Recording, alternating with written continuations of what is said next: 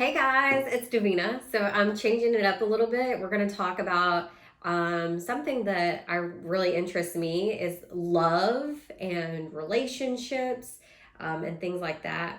So I find it interesting that when we're in school, before you can drive a car, you have to go through your driver's education, you have to take a test, you have to have so many hours on the road.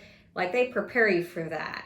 But when it comes to big things like marriage and having kids, like you don't even really have to take a course on that. There's no courses on marriage. There's no courses taught about having babies. Sometimes there is maybe like one in school about taking care of a child, but really about love and relationships, there's not really much talked about.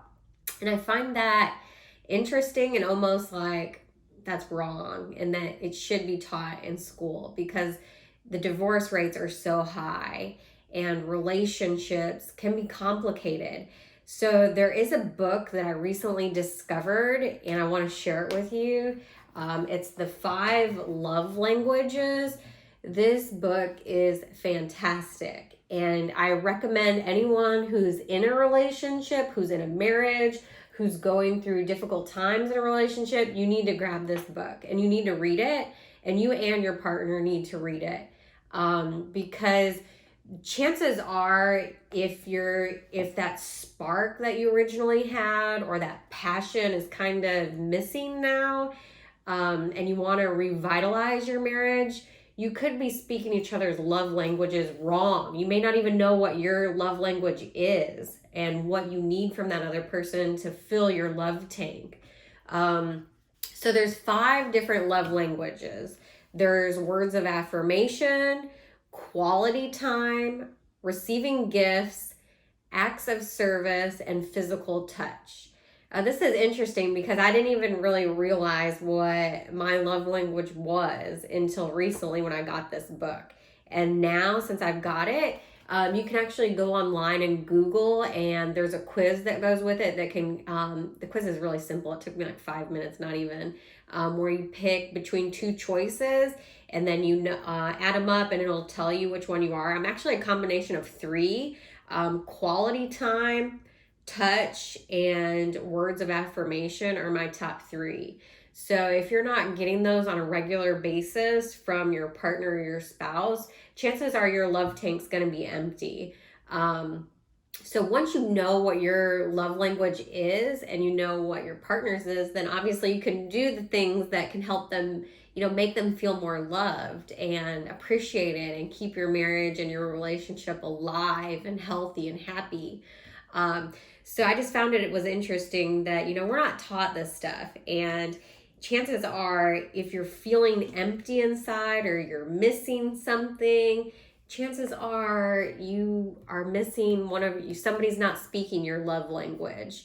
So this is a book, like I said, I highly recommend it to anyone. It's not a long book. It's like 200 pages.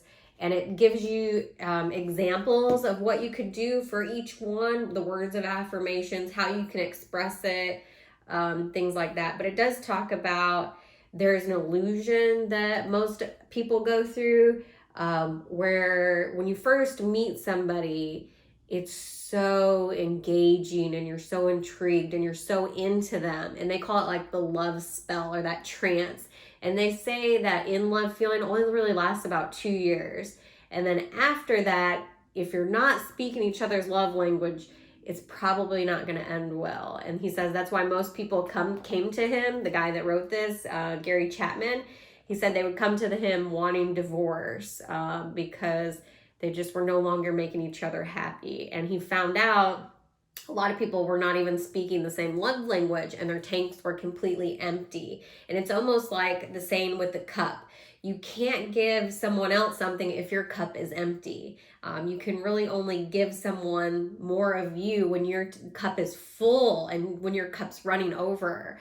So it's the same thing on an airplane. If the airplane was crashing, you would have to put your mask on first and save yourself first. So it's hard to be the best spouse that you can be if your love tank is empty. But my challenge is to you is, do you even know what your love language is? Before somebody can give things that you need to know what you need.